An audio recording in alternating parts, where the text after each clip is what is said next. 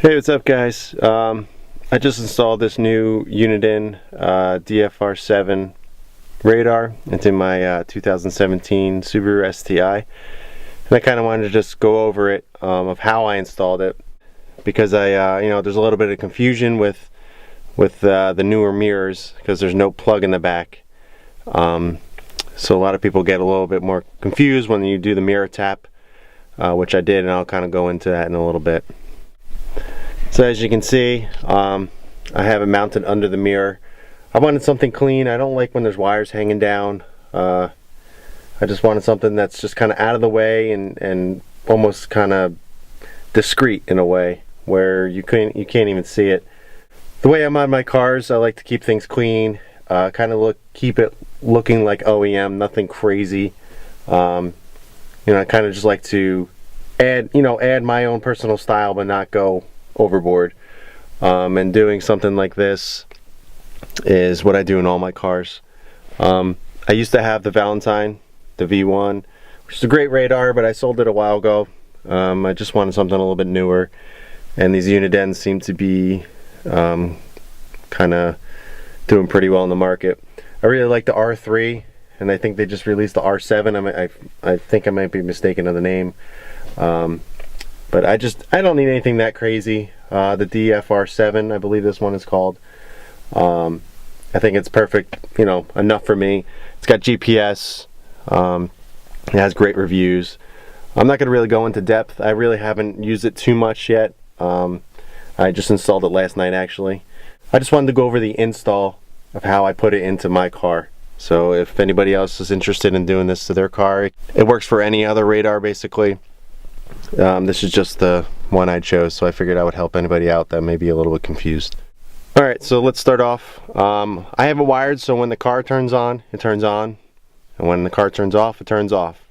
I don't want to be bothered pressing any buttons when I get out of the car and in and out of the car and everything. I just want to kind of a seamless install.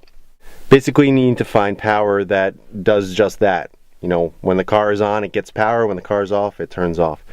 And in previous years, with the older mirror and older Subarus and a lot of other cars, actually, they actually have, if you have the home link mirror or auto dimming mirror, there's a plug right in the back, and you can kind of just put the mirror tap right into that.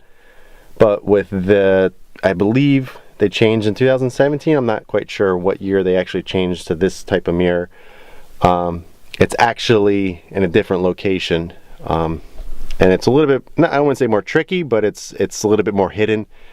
So I'll kind of show you where that is. Alright, so let's start off. I'll turn the car. I'm just turning to accessory mode. Uniden.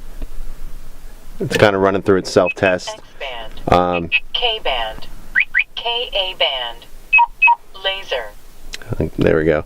I'm in the garage right now, so I'm not getting a GPS signal. Usually it displays the time, and you can change what you want, but I have it set for, it shows your speed on the side. But going into the install, as you can see, I believe it's called, I got it from Radar Mount. There's a lot of different ones out there, but they're all pretty much the same. I just wanted something clean, like I said, just to be able to kind of plug right into the side right there.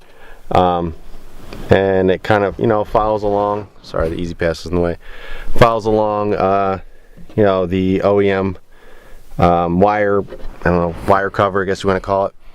And where you actually want to tap is up in the lights up here. There's the wire travels up through the wire, and it kind of is a little bit over to the passenger side. There's one plug, and you want to put the black to the black, and the red you want to put, I believe it was the white. They're right next to each other. As soon as you did that, it powered right up, turned off, everything works perfectly. And then you just need to make sure you have a long enough wire to be able to run it down here and off to the side.